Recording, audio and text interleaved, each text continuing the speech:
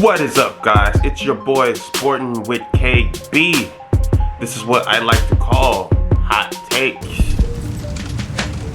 So with all that being said, all that being done, get your coffee, get your muffin, whatever it is you gotta do to get comfortable. Good morning, good afternoon to you, wherever you're at, wherever you watch. Let's go. This is my 4 reasons as to why I feel Blake Griffin would make an impact with the Nets. So let's go. So first of all, for the 4 reasons as to why I feel Blake Griffin is going to make an impact with the Nets is he's going to be the 5th option on offense behind KD, Kyrie, Harden, and Joe Harris, which means he'll have less pressure and he won't have to carry.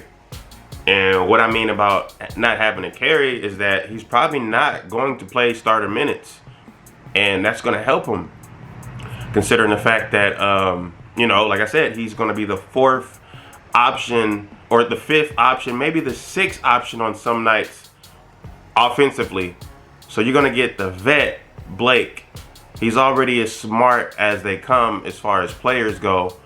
And, you're putting him behind those great offensive players, and he's not going to have to do much. So him playing for the Nets is only going to help him.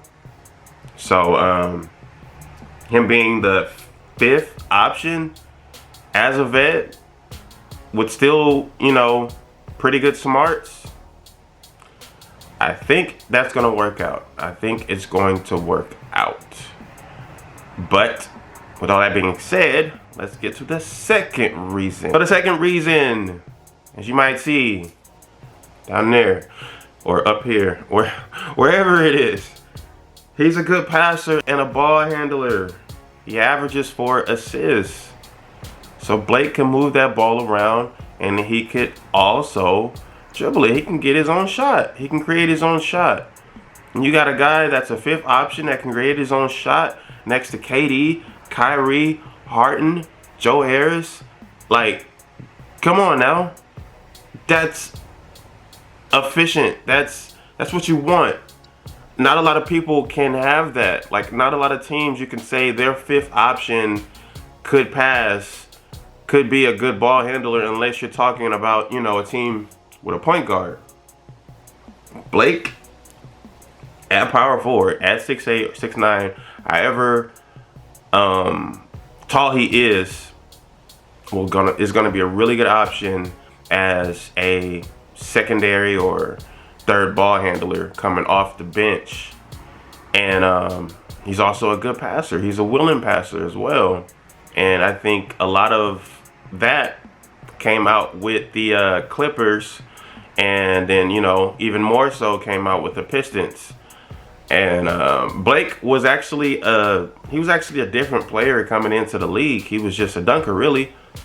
All he did was being known for his lobs with CP3, and that was it. And about his 4th year in the league, that's when we started to see that face-up game. That's when we started to see Blake as the ball handler, Blake as the passer, and things like that. And now that Blake is a vet, you're gonna see vet Blake, to where he's been around a little bit more. So some of the passes that he might have made or tried in Detroit or the Clippers is probably going to be different. It's probably going to be a lot more efficient because you got killers around you. So putting that 4 assists next to, like I said, killers in Joe Harris, KD, Kyrie, and Harden is going to be something crazy. So that's the second reason as to why I feel like Blake is going to go crazy with the Nets. Third reason, small ball center versatility. Blake is a good passer and a ball handler. He averages 4 assists. He's also going to be able to play small ball center. He's going to be quicker. He's going to be faster. And I don't care what y'all say, Blake is still athletic. Even though the fact that he only had 1 dunk since the 2019 season, Blake is still athletic. And if he's not going to be dunking anymore, and let's just say he lost all his athleticism, if he's not going to be dunking anymore, well, guess what? Like I said, Blake is still a good passer and a good ball handler, which means that he's going to help the offense around him be even more efficient than they already are. So when KD comes back, along with Blake, along with the other guys I already mentioned, it's going to be something crazy. We're going to see his real passing skills, the way he has ability to be a point forward, and in my case, when I'm saying he's going to be the small ball center, he has the ability to be a point center.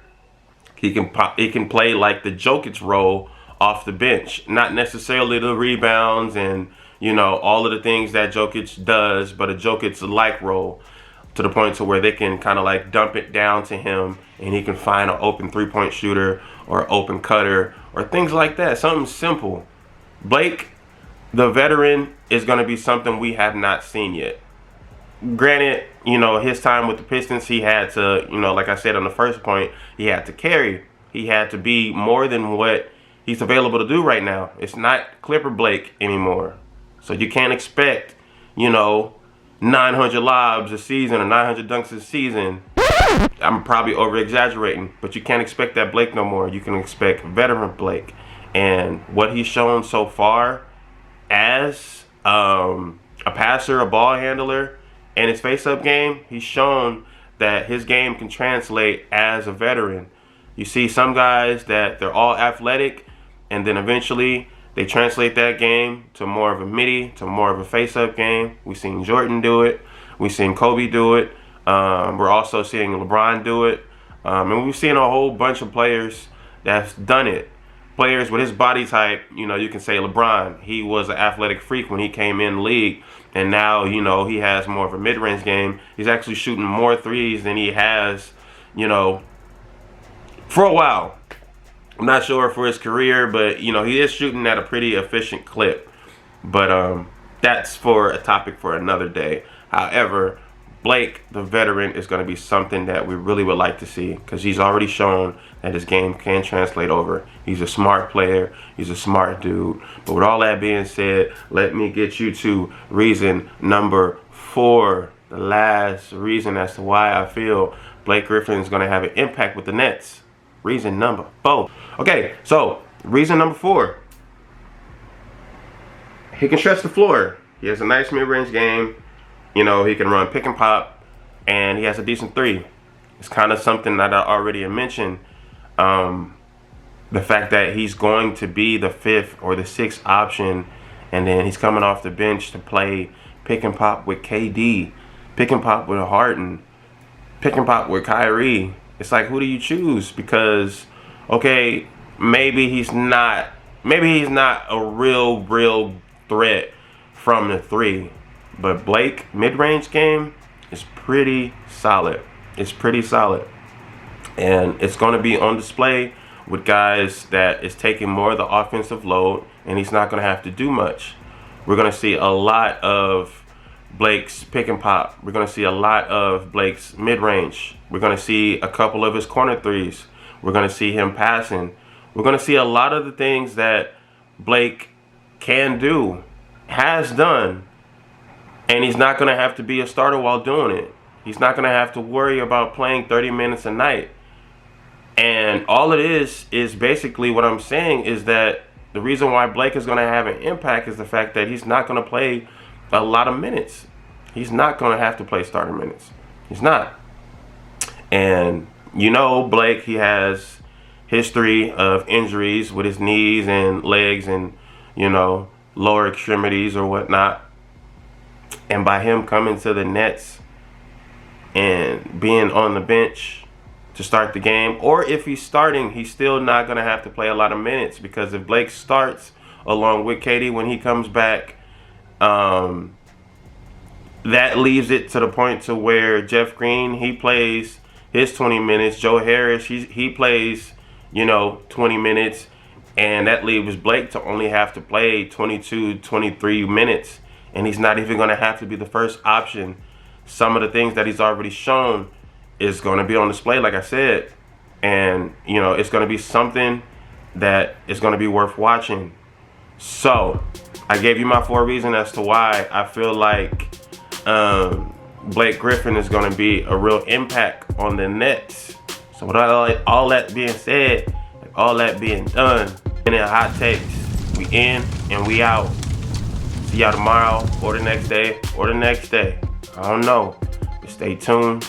You know, I'm back on YouTube, y'all. So you know, that's a cool little thing. Welcome back. You know, I'm back. Haven't been, you know, posting for a while or whatnot. But anyway, it's another story for another day. You know, y'all be safe. Y'all wear your mask and don't do anything I wouldn't do. Have a good rest of your day, a good rest of your night, a good rest of your evening, wherever you watching. Thank you for watching, clicking on the video. I've been Sporting with KB, and I'm out.